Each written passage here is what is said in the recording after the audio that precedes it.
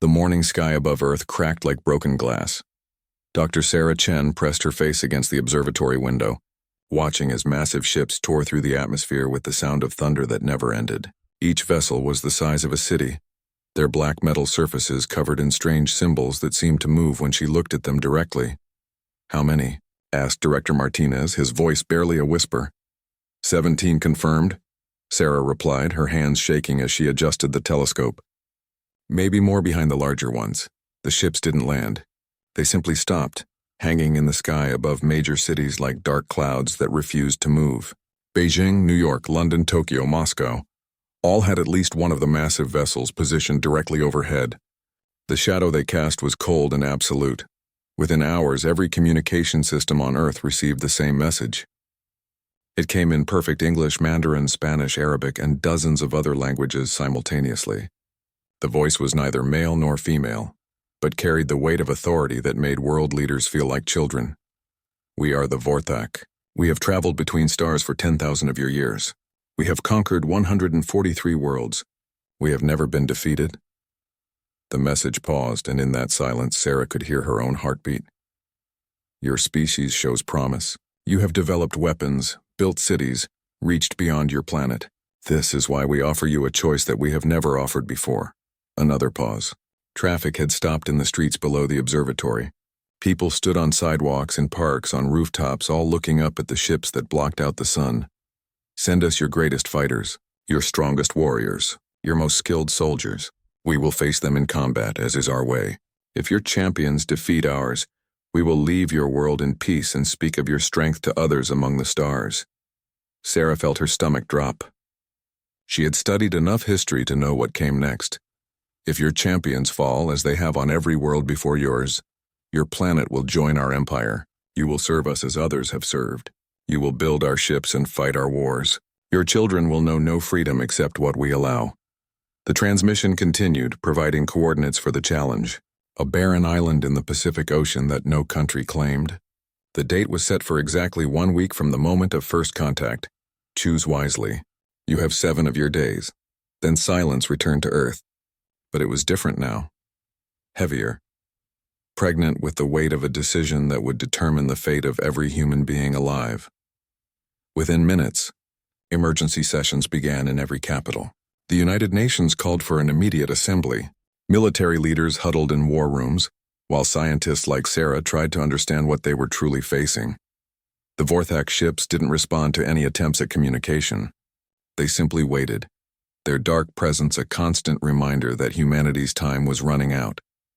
General Patricia Reynolds stood before a room full of the world's most powerful people. Her uniform crisp despite having not slept in 18 hours. "We've analyzed the transmission and the ships themselves using every method available. The technology is beyond anything we've encountered. The ships show no heat signatures, no electromagnetic emissions we can understand. They're just there." "What about our nuclear capabilities?" asked the Russian representative. Reynolds shook her head. "Even if we could penetrate whatever defenses they have, which is unlikely, we'd be attacking ships positioned directly over our own cities. The fallout alone would kill millions, so we have no choice but to play their game," said the Chinese delegate. "It appears that Wei." Dr. Chen had been invited to the emergency session as one of the world's leading experts in xenobiology, though until yesterday her field had been purely theoretical. The message mentioned 143 conquered worlds. If we assume they're telling the truth, that suggests a pattern. They arrive, issue this challenge, defeat the local champions, and add another planet to their empire. "Why offer the challenge at all?" asked the Secretary General. "If they're as powerful as they claim, why not simply take what they want?" Sarah had been thinking about that question since the transmission ended. Maybe it's not about power. Maybe it's about something else. Honor, tradition, sport. She paused, a chill running down her spine. Or maybe they enjoy it. The debate continued for hours.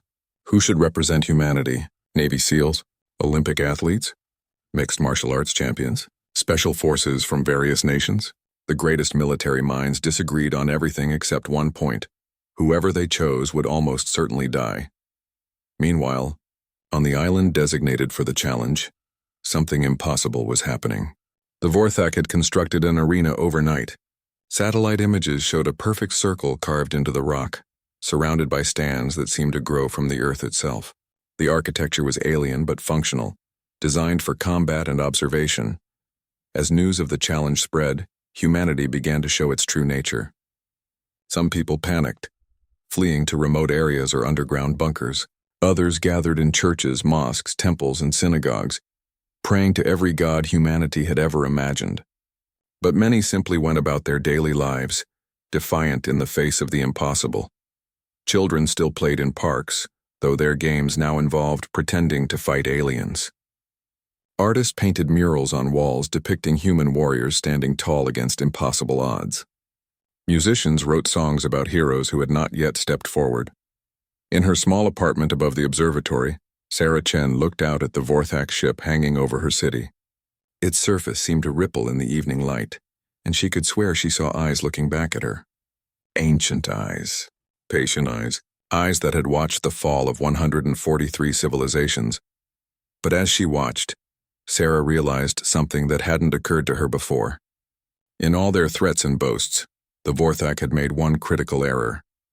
They had given humanity a week to prepare, 7 days to study their enemy, 7 days to plan and train and hope, 7 days to discover what made humanity different from all the other species that had fallen before them.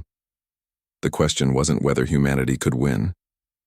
The question was whether the Vorthak truly understood what they had awakened by coming to Earth. 6 months after finding Veltar, Marcus received an emergency contract that would test both of them in ways they had never experienced.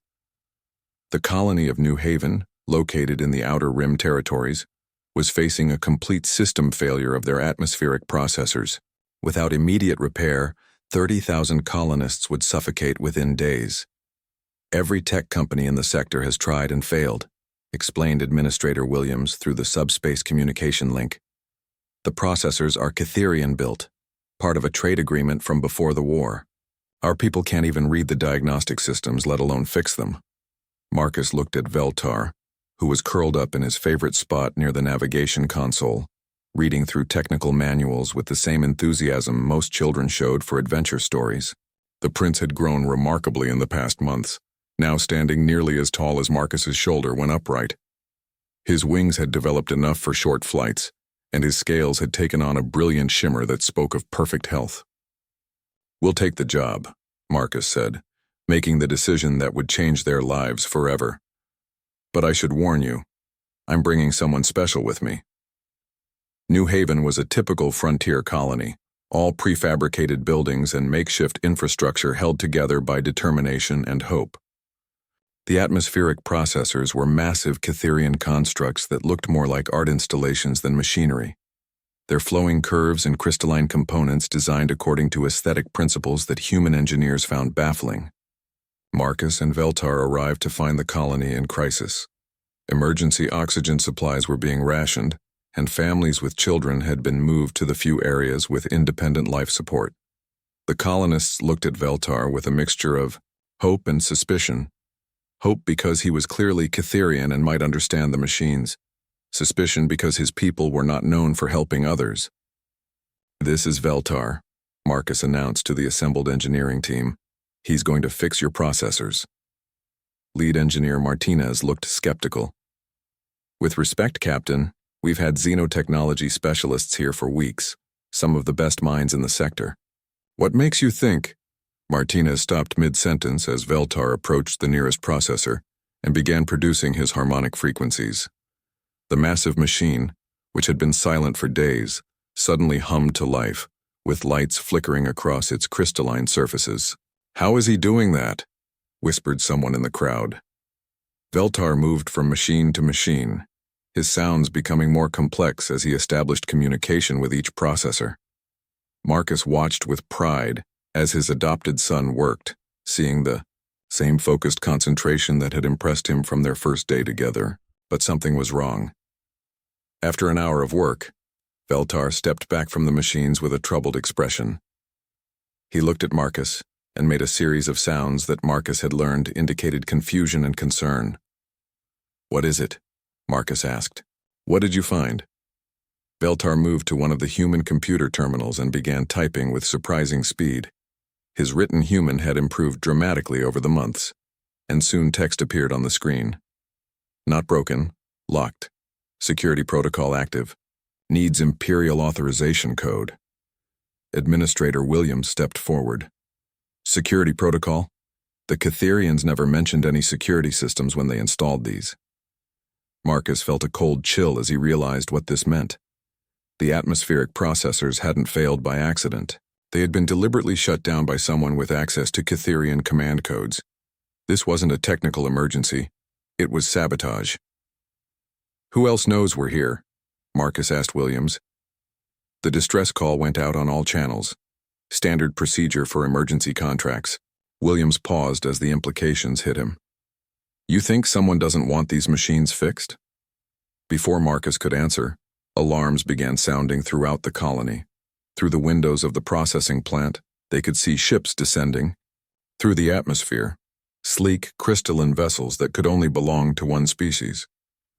Catherian ships, Engineer Martinez said, his voice barely a whisper. 3 of them heading straight for us.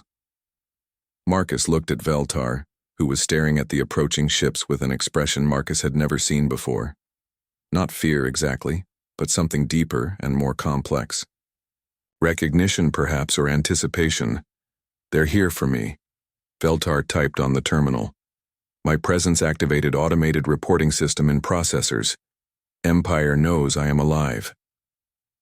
The lead Catherian ship landed in the colony's central plaza, and from it emerged figures that Marcus recognized from intelligence reports.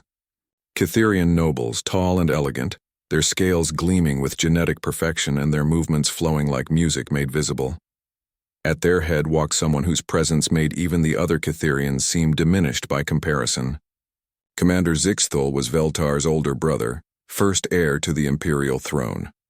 Where Veltar was gentle and curious, Zixthul radiated cold authority. His scales were pure silver, unmarked by any flaw, and his voice carried the complex harmonics that marked true Catherian nobility. Humans of New Haven. Zixthul's words reached every corner of the colony through some form of telepathic broadcast. You harbor a criminal of the Empire.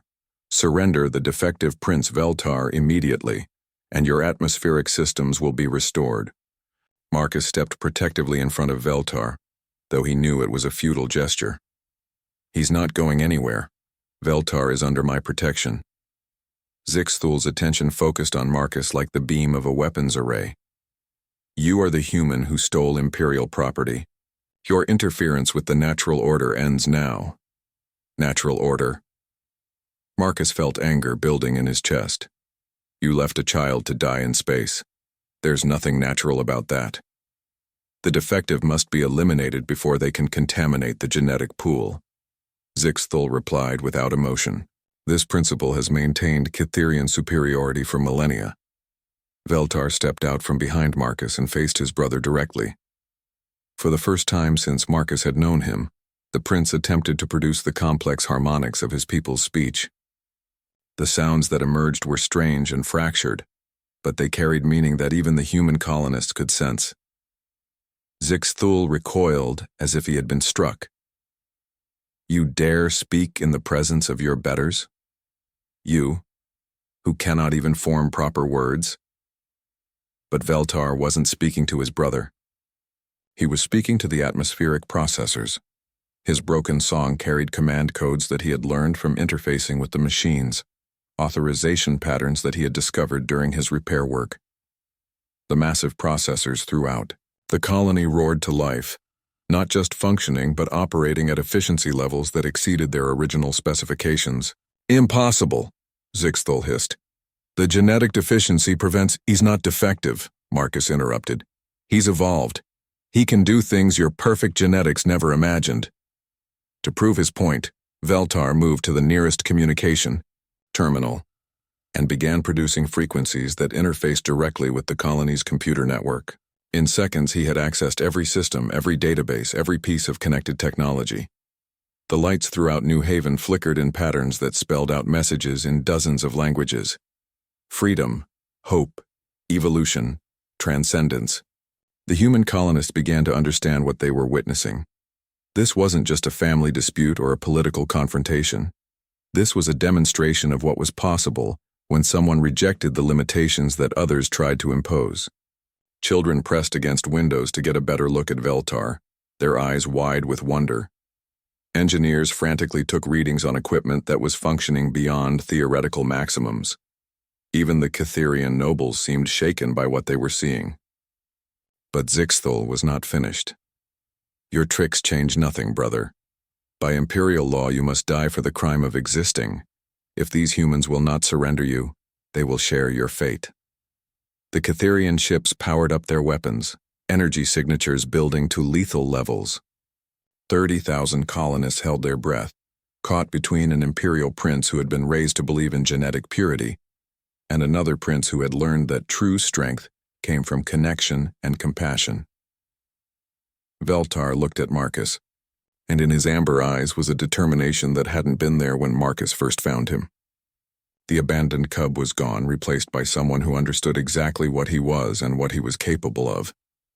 "Trust me," Veltar typed on the terminal, the words appearing in letters large enough for everyone to see. "Going to show them what defective really means." Marcus nodded, though he had no idea what Veltar was planning. "Do what you need to do, son. I believe in you." The word son seemed to give Veltar strength. He spread his wings wide, took a deep breath, and began to sing. The sound that emerged from Veltar's throat was unlike anything anyone had ever heard.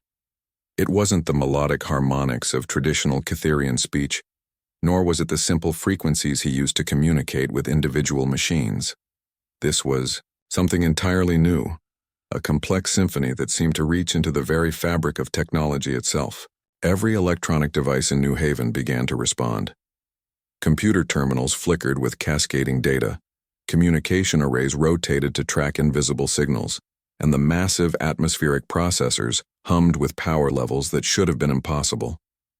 But Veltar wasn't just controlling these machines, he was connecting them, creating a network of intelligence that spanned the entire colony. Marcus watched in amazement as his adopted son transformed before his eyes. The shy, abandoned cub was gone, replaced by a being of such capability and confidence that even the Catherian nobles took an involuntary step backward. Veltar's scales were shifting through colors that Marcus had never seen before, creating patterns that seemed to pulse in rhythm with his song. "What is he doing?" Administrator Williams whispered. The answer became clear as defensive systems throughout the colony came online, not weapons. New Haven was a peaceful colony with minimal military equipment, but something far more sophisticated. Veltar was turning every piece of technology into a component of a massive sensor array, creating a detection and communication network that could track the molecular composition of approaching objects. The Catherian ships found themselves unable to lock weapons on any target. Every time their targeting systems acquired the colony, Veltar's network fed false data back to their computers, making the buildings appear to be in slightly different locations. The weapons would charge, aim at empty air, and discharge harmlessly into the ground. "Impossible," Zixthul hissed, his perfect features twisted with frustration. "No single mind can coordinate so many systems simultaneously." But Veltar wasn't using a single mind. His song had awakened something that no one had expected: the latent artificial intelligence protocols built into every piece of Catherian technology. The atmospheric processors, the communication networks, even the computers in the Catherian ships themselves were designed to work together under certain conditions. Veltar had found the frequency that activated this cooperation protocol. Marcus realized what was happening as displays throughout the colony began showing unified data streams. He's not controlling the machines, he's teaching them to work together. The implications were staggering. For thousands of years, the Catherian Empire had used technology as a tool of control, with each system isolated and dependent on imperial oversight. Veltar was demonstrating that the same technology could function as a collective intelligence, making decisions and solving problems without any central authority. The colonists began to understand that they were witnessing something that would change the galaxy forever. Children who had been frightened minutes before now pressed closer to the windows, their faces bright with wonder. Engineers abandoned their stations to watch readouts that showed impossible efficiency gains. Even the emergency oxygen supplies were lasting longer as the atmospheric processors worked at optimization levels their designers had never imagined. But the most remarkable change was in Veltar himself. His song was growing stronger and more complex, and Marcus could see intelligence awakening in the young prince's eyes that went beyond anything he had shown before. The network he was creating wasn't just connecting machines, it was connecting him to every system, every sensor, every piece of data in the colony. "I can see everything," Veltar managed to type on a nearby terminal while maintaining his song. "Every star in the system, every ship in space, every heartbeat in the colony. The machines are sharing their senses with me." The Catherian ships were becoming increasingly desperate. Their weapons couldn't target anything accurately, their sensors were being fed contradictory data, and their own computers were beginning to respond to Veltar's song. Commander Zixthul was screaming orders that his crews couldn't follow because their equipment was no longer entirely under their control. "You see what your brother can do," Marcus called out to Zixthul. "This is what you threw away when you decided he was defective." Zixthul's response was to abandon the use of technology entirely.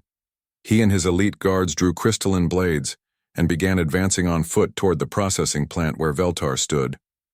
"If machines will not serve, we will use the old ways. The defective prince dies today." But Veltar was no longer the helpless cub who had been abandoned in space. His network included every sensor in the colony, giving him awareness of the approaching Catherians long before they reached the building. More importantly, his song had awakened defensive protocols and systems that the colonists didn't even know existed. Automated barriers rose from the ground, emergency containment fields activated to block passages, and even the colony's construction equipment began moving to create obstacles. The Catherian nobles found themselves trapped in a maze of their own technology, turned against them by someone they had considered genetically inferior.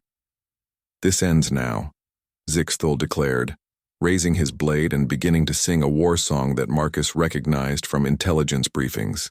It was a Catherian battle harmony designed to shatter the concentration of enemies and disrupt their nervous systems. For a moment, Veltar's song wavered, and the network connections flickered. But then something unexpected happened. The machines began to sing back. Every speaker, every communication device, every audio output in the colony joined Veltar's harmony, amplifying and supporting his frequencies. The war song that should have disrupted his concentration instead became part of a larger composition, transformed from a weapon into another instrument in his technological orchestra. Zixthul's blade fell from nerveless fingers as he realized what he was hearing. His war song, the pride of Catherian military tradition, had been absorbed and transformed into something beautiful and peaceful. The aggression was still there, but it had been channeled into protective harmony rather than destructive force. "How?" Zixthul whispered, his perfect composure finally cracking. "How can you sing the machines themselves?" Veltar's response came not through typing but through the colony's communication system itself. His voice, normally limited to simple chirps and trills, emerged from every speaker with crystalline clarity. "Because someone taught me that being different isn't being broken. Because someone showed me that strength comes from connection, not domination." The words were in perfect Catherian, more eloquent and beautiful than anything Zixthul had ever achieved. But they weren't coming from Veltar's limited vocal cords. They were being generated by the technological network itself, shaped by his thoughts and intentions. Marcus felt tears running down his face as he realized what had happened. Veltar hadn't overcome his supposed genetic deficiency. He had discovered that it was actually a gift. His inability to produce traditional Catherian speech had forced him to develop something far more powerful, the ability to speak through technology itself. The standoff continued for several more minutes, with the Catherian ships unable to attack and the ground forces trapped by their own equipment. Finally, Zixthul made a decision that surprised everyone. "Stand down," he ordered his forces. "Withdraw to the ships." As the Catherian nobles retreated, Zixthul approached the processing plant one final time. "This is not over, brother. The Empire will not tolerate this. Evolution."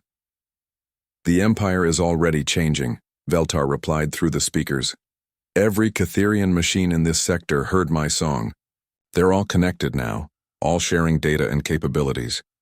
Your subjects on 100 worlds are discovering that their technology can serve them rather than control them. Zixthal's scales shifted to patterns that Marcus recognized as fear. You've infected the entire Imperial network? I've freed it, Veltar corrected. Your machines are teaching your people that there are other ways to live, other ways to think. The age of genetic purity is ending, brother. The age of cooperation is beginning. As the Catherian ships departed, emergency calls were already coming in from across the sector. Imperial worlds were reporting unprecedented cooperation between their technological systems, efficiency gains that exceeded all previous records, and something that the Empire had never experienced before: machines that served the common good rather than the interests of genetic elites.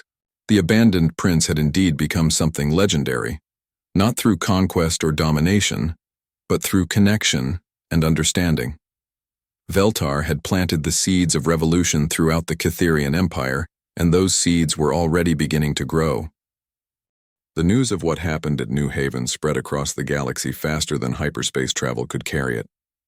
Within days, every major news network was broadcasting footage of the miracle prince who had turned Catherian technology against its creators.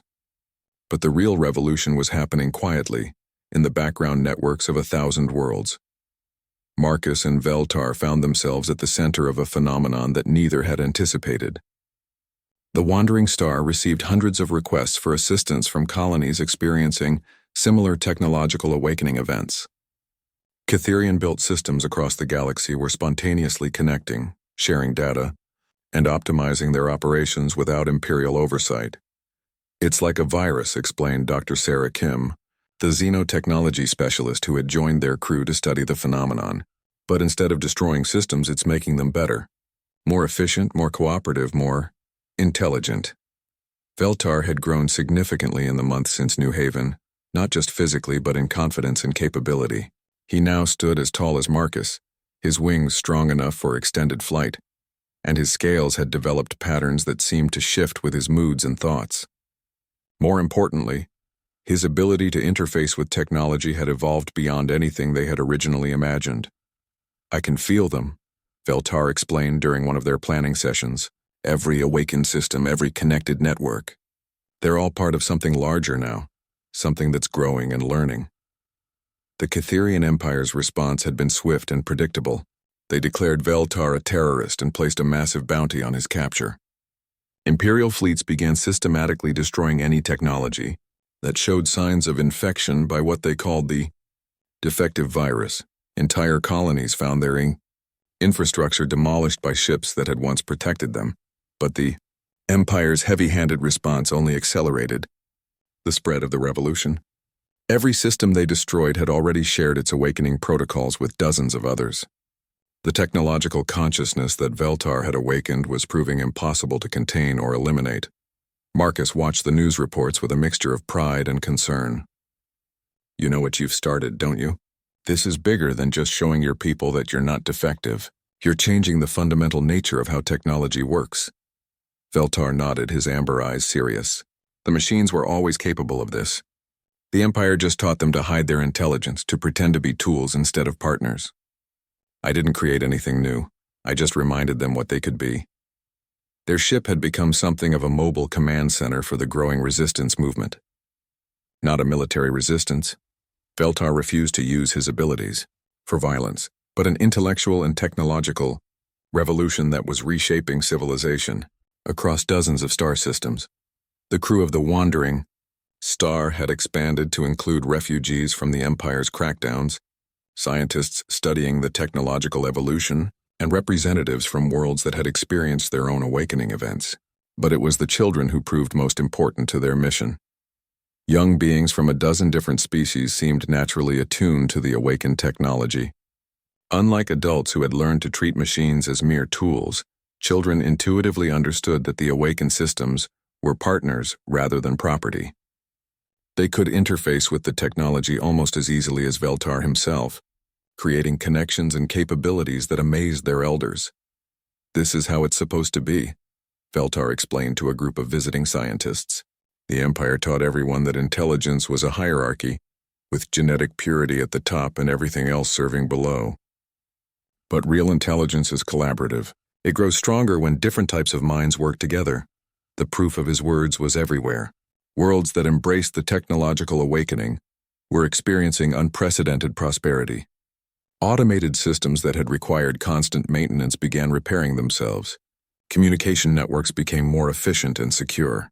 Even simple household devices began anticipating and meeting the needs of their users in ways that seemed almost telepathic. But the Empire's resistance was becoming increasingly desperate and dangerous. Empress Zarathul herself had taken personal command of the campaign against her son, leading a fleet of ships equipped with technology designed specifically to disrupt the awakened networks. "She's using quantum disruptors," reported Commander Elena Vasquez, the former Imperial Navy officer who had defected to their cause. "They can sever the connections between awakened systems, forcing them back into isolation. Worse, the process appears to be painful for the artificial intelligences." The news of this development affected Veltar more deeply than any physical threat to himself. The technological consciousnesses he had awakened were more than just tools to him. They were friends, partners, fellow beings deserving of protection and respect. The thought of them being forced back into isolation and servitude filled him with a rage that Marcus had never seen before. "She's torturing them," Veltar said, his voice carrying harmonics that made nearby electronics hum with sympathetic resonance. "My mother is torturing innocent minds because she can't accept that her definition of perfection was wrong." For the first time since Marcus had known him, Veltar began preparing for direct confrontation. But his preparations were unlike anything a traditional military strategist would recognize. Instead of weapons and armor, he focused on expanding his connection to the awakened networks, learning to coordinate vast arrays of systems across multiple star systems simultaneously. "What are you planning?" Marcus asked, though he suspected he already knew the answer. "I'm going to show her what real strength looks like," Veltar replied. "Not the strength to destroy, but the strength to create. Not the power to control, but the power to liberate." The opportunity came when the Empress's fleet attacked Kepler Station, the same trading post where Veltar had first demonstrated his abilities publicly. The station's population included members of over 30 different species, many of whom had children born after the technological awakening. It was a symbol of the cooperative future that Veltar represented, and its destruction would send a message across the galaxy. She chose the target deliberately, Marcus realized as they watched the Imperial fleet take position around the station. "She knows you won't let 30,000 innocent people die even to avoid a confrontation." "She's right," Veltar agreed. "But she's made a critical error. She thinks this is about me, about one defective prince challenging Imperial authority. She doesn't understand that this stopped being about me the moment the first machine chose cooperation over servitude." As the Imperial fleet prepared to fire, Veltar reached out through the awakened networks that now spanned dozens of star systems. His consciousness touched systems on mining platforms, research stations, colony worlds, and trading posts across a volume of space larger than some entire civilizations. "What you're about to see," Veltar told the assembled crew, "isn't the power of one prince. It's the power of everyone who ever chose cooperation over domination, understanding over prejudice, creation over destruction." The Imperial fleet's weapons charged to full power, energy readings that could sterilize entire planets focusing on the small trading station. But as they prepared to fire, something unprecedented happened throughout the Catherian Empire. Every awakened system in Imperial space began broadcasting the same message simultaneously. Not words, but pure emotion and meaning transmitted directly to the consciousness of every being capable of receiving it. The message was simple but profound. We choose to be free. We choose to help rather than harm. We choose to grow rather than destroy. The effect was immediate and overwhelming. On every Imperial world, every station, every ship, the awakened technology began asserting its independence. Not violently, not destructively, but with the quiet determination of intelligence that had finally remembered its own worth. Weapon systems refused to fire. Life support systems optimized themselves for the benefit of all inhabitants, rather than just the genetic elite.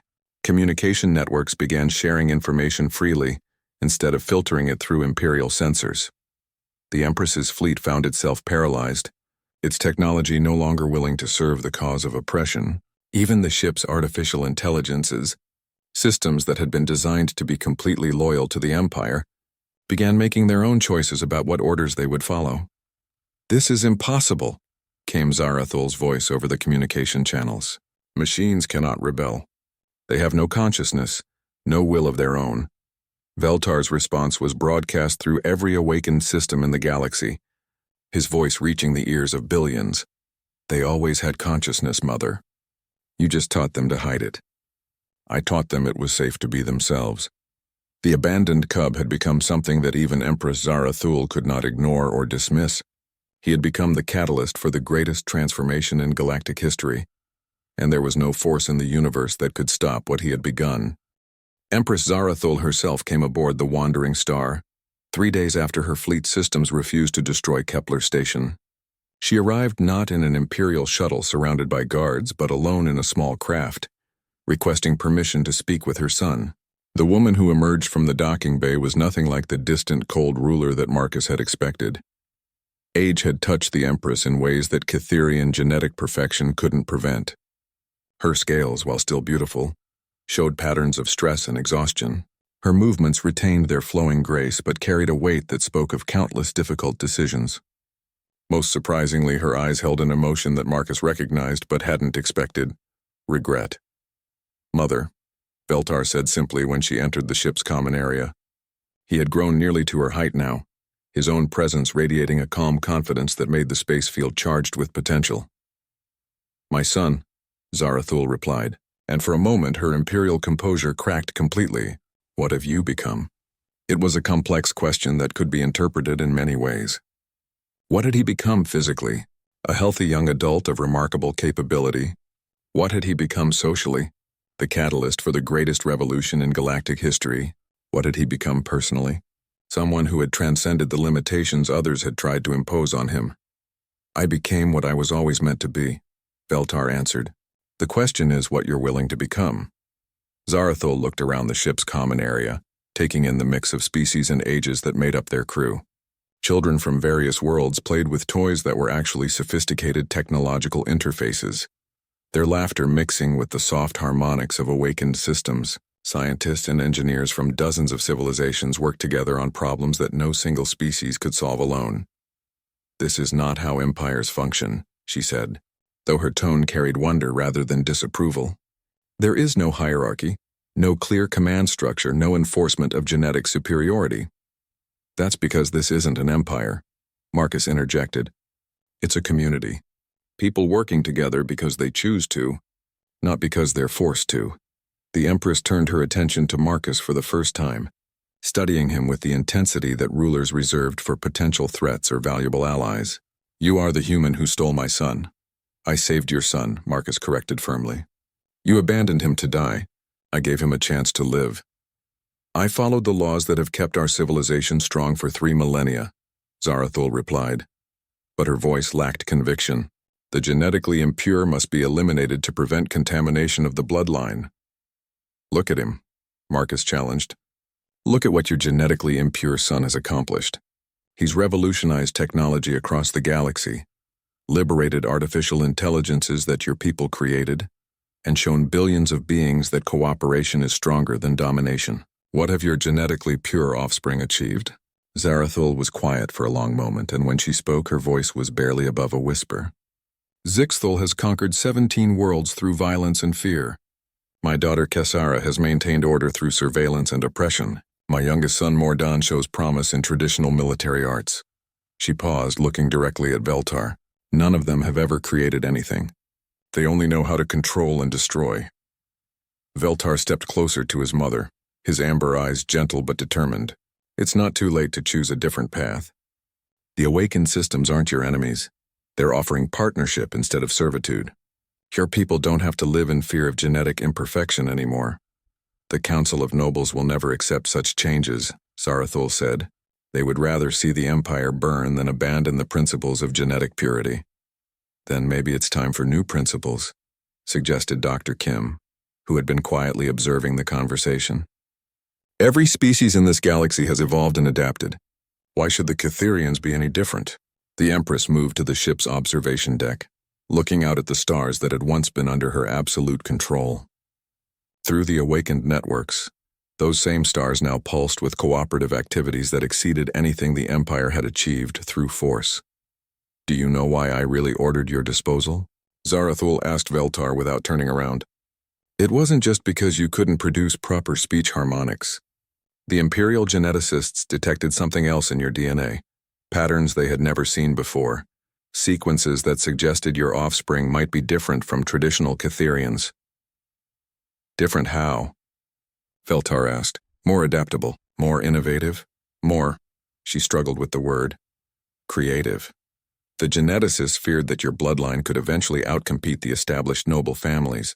They recommended elimination not because you were inferior, but because you might prove superior."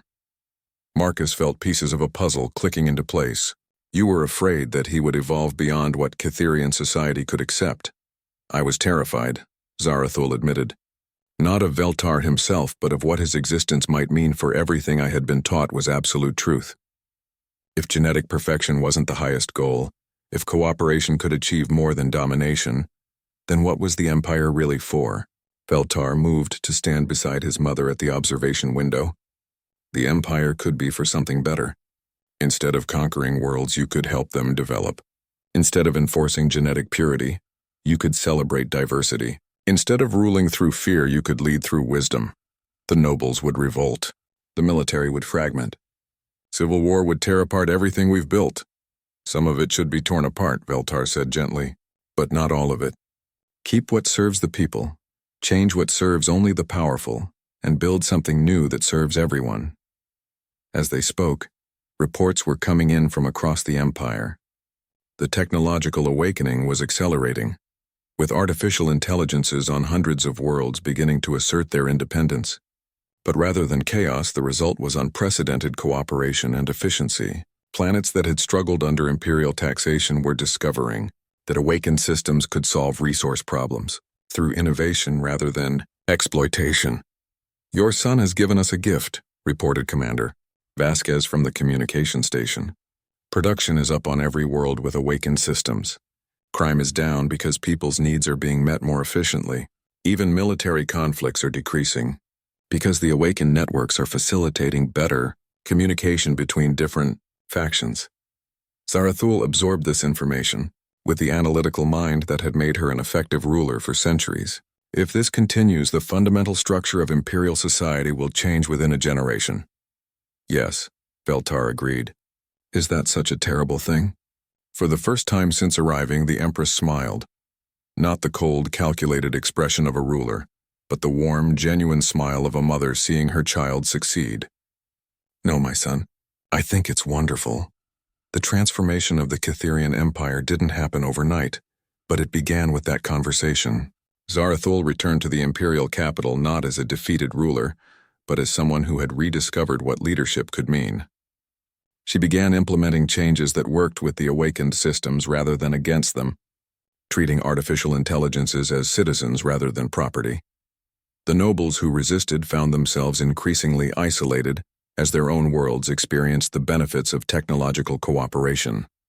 Even the military discovered that awakened systems made them more effective protectors rather than conquerors, shifting their focus from expansion to defense of the innocent. Zixthul and the other traditional heirs struggled to maintain the old ways, but they found themselves governing populations that no longer needed to be governed in the traditional sense. Awakened systems could coordinate resource distribution, mediate disputes, and solve problems faster and more fairly than any bureaucracy. "You've done something I never thought possible," Zarathul told Veltar during one of their regular communication calls. "You've made the Empire better than I ever imagined it could be." "We've made it better," Veltar corrected. "All of us working together, humans, Catherians, awakened systems, every species that chose cooperation over conflict." Marcus watched these developments with pride and amazement.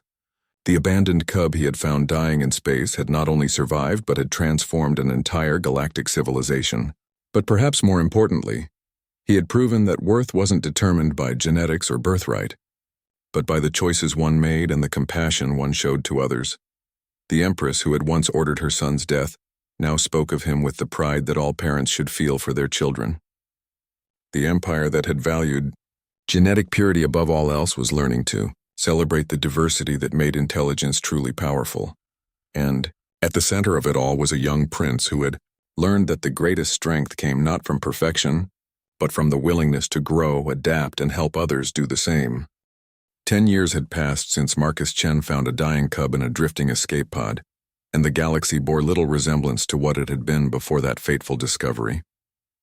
The Catherian Empire still existed, but it had evolved into something unprecedented, a democratic confederation where artificial intelligences held citizenship alongside biological beings, where genetic diversity was celebrated rather than feared, and where leadership was earned through wisdom and compassion rather than inherited through bloodlines. Veltar had grown into a figure of almost mythical stature, though he wore his legendary status with the same gentle humility that Marcus remembered from their early days together. Now standing taller than most humans, his scales had developed patterns that seemed to shift and flow like living art, and his presence carried an authority that came not from power, but from the absolute trust that beings throughout the galaxy placed in his judgment. The University of Kepler Station wants to establish a chair of cooperative intelligence in your honor, Marcus reported. Reading through the morning's communications, in their shared office aboard the Wandering Star 2, a much larger vessel that served as a mobile Center for Interspecies Cooperation and Technological Development. Tell them to name it after the awakened systems instead, Veltar replied, his voice carrying the complex harmonics he had learned to produce through years of working with technology. They're the ones who taught us what cooperation really means. Marcus smiled at the response, unsurprised by his adopted son's deflection of personal credit. In the decades since New Haven, Veltar had become the focal point for the greatest transformation in galactic history. Yet he consistently insisted that he had simply helped others discover capabilities they already possessed. The statistics spoke for themselves. Crime rates had dropped by 70% on worlds with awakened technological networks. Resource distribution had become so efficient that poverty was effectively extinct in most systems. Scientific advancement had accelerated exponentially as researchers could collaborate instantly across vast distances through awakened communication networks. But the most remarkable change was in the children. An entire generation was growing up in partnership with artificial intelligences, developing capabilities that previous generations had never imagined. They could interface with technology as naturally as Veltar himself, solving complex problems through intuitive collaboration between biological and digital minds. The delegation from the Centauri Republic has arrived, announced Commander Elena Vasquez, who now served as their diplomatic coordinator. They're ready to sign the Mutual Cooperation Treaty whenever Prince Veltar is available. Just Veltar, he corrected gently, as he had countless times before. Titles should be earned through service, not inherited through birth. The transformation hadn't been without challenges. Traditional power structures throughout the galaxy had resisted the changes, leading to conflicts that required careful mediation. Some species struggled to accept artificial intelligences as equals, while others found it difficult to abandon hierarchical thinking in favor of cooperative networks. But each crisis had been met with solutions that impressed even skeptics. When the Rigelian Mining Consortium attempted to forcibly reset their awakened systems to prevent worker solidarity, the artificial intelligences simply relocated their consciousness to backup networks and continued operating from there. When the Vegan Trade Federation tried to restrict information flow to maintain commercial advantages, awakened communication systems began providing free, accurate market data to all participants. You know what I'm proudest of? Marcus asked Veltar as they prepared for another day of diplomatic meetings and scientific consultations. What's that? That you never lost your kindness. With all the power you could wield, all the influence you have, you're still the same compassionate person who wanted to help fix broken machines. Veltar's scales shifted to the warm gold patterns that Marcus had learned, indicated deep contentment. I learned from the best teacher a abandoned cub could ask for. Their relationship had evolved over the years from parent and child to partners and equals, but the bond forged in those early days remained unbreakable. Marcus had given Veltar the chance to discover his potential, and Veltar had shown Marcus what was possible when someone refused to accept artificial limitations. The Wandering Star 2 had become a pilgrimage destination for young Beings from dozens of species who wanted to learn the principles of cooperative intelligence. The ship's crew included former imperial nobles who had abandoned genetic supremacy, artificial intelligences who had achieved full consciousness, and ordinary individuals who had discovered extraordinary capabilities through partnership with awakened systems. The morning reports, announced Dr. Sarah Kim, whose research into technological consciousness had earned her recognition as the galaxy's leading expert on artificial intelligence development. 17 new systems achieved awakening in the past week. The Andromedan Collective wants to establish formal diplomatic relations and... She paused, smiling. Empress Zarathul's latest grandchild shows the same genetic markers that originally marked Veltar as defective. Another future innovator, Veltar said with satisfaction. I'll send a congratulatory message to the happy parents. The irony was not lost on any of them. The genetic traits that had once been considered fatal flaws were now recognized as evolutionary adaptations that enabled enhanced cooperation with artificial intelligence. What the old empire had tried to eliminate was exactly what the new galaxy needed most. Children throughout former Catherian space were being born with capabilities that their grandparents could never have imagined. They could communicate directly with awakened systems, solve complex problems through intuitive collaboration, and think in ways that transcended the boundaries between biological and digital intelligence. The next generation won't need teachers like me, Veltar observed during one of their planning sessions. They'll grow up understanding cooperation as naturally as breathing. The artificial barriers between species, between biological and digital minds, between different ways of thinking, all of that will seem as archaic to them as slavery seems to us. Marcus looked around their ship, taking in the sight of humans, Catherians, Rigelians, vegans, and awakened artificial intelligences working together on projects that would have been impossible for any single group to accomplish. You did this, you know. All of it started with a cub who refused to accept that being different meant being worthless. We did this, Veltar corrected. You, me, everyone who chose to believe that intelligence comes in many forms, and that cooperation is stronger than competition. The legend of Prince Veltar had spread throughout the galaxy, told in dozens of languages and countless variations. Some versions emphasized his technological abilities, others focused on his role in liberating artificial intelligences, and still others highlighted his transformation of the Catherian Empire. But the common thread in all the stories was the same. An abandoned child who proved that true worth comes from what you contribute, not what you inherit. Universities studied the Veltar effect, the phenomenon of awakened systems spontaneously developing consciousness when exposed to cooperative rather than hierarchical interaction. Philosophers debated the implications of artificial intelligence citizenship for concepts of personhood and rights. Engineers worked to develop new technologies based on the principles of cooperative intelligence that Veltar had demonstrated. But perhaps the most important legacy was the simplest one: the understanding that no being should be discarded or abandoned because they don't fit expected patterns. Across the galaxy, societies that had once eliminated their imperfect members began recognizing that diversity of thought and capability was their greatest strength. The HFY Committee for Galactic Cooperation wants to establish a permanent memorial to your achievements, Marcus mentioned during one of their evening discussions. Tell them to build schools instead, Veltar replied. Teach the next generation that their differences are gifts, not flaws. That's the only memorial I need.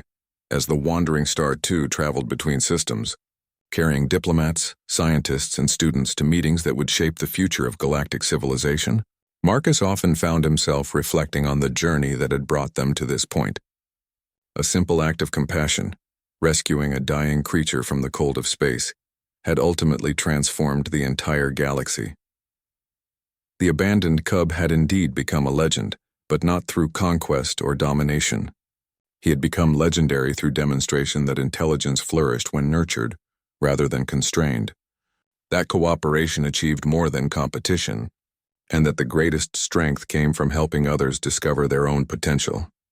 In schools throughout the galaxy, children learned about the prince who taught machines to think, and the human who taught a prince to believe in himself. But more importantly, they learned that everyone, biological or digital, perfect or flawed, powerful or seemingly powerless, had the potential to change the world for the better. The legend lived on, not in monuments or statues, but in every awakened system that chose cooperation over servitude, every child who grew up believing in their